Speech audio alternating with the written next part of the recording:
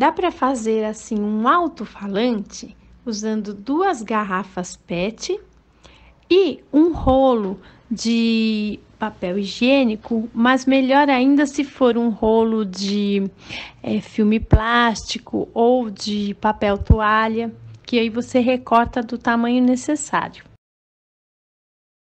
Forre o rolinho com cola branca e jornal. Se você quiser que o rolinho fique mais firme, coloque mais camadas de jornal e cola.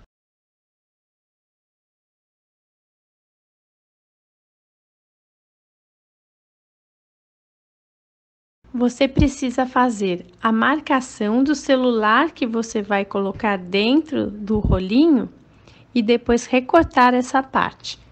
E também precisa recortar as garrafas no lugar certo onde você vai encaixar o rolo.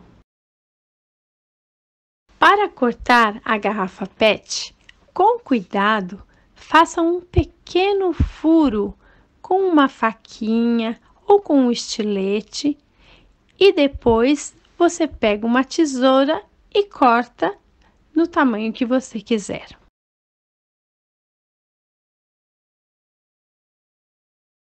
Aproveite também a outra parte da garrafa que você cortou.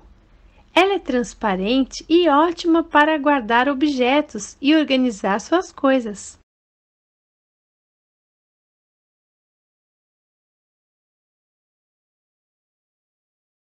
No lugar das garrafas, você também pode usar copos descartáveis. Dá certo também. Se tiver, colhe um barbante ou um pedaço de lã na emenda entre o rolo e a garrafa PET.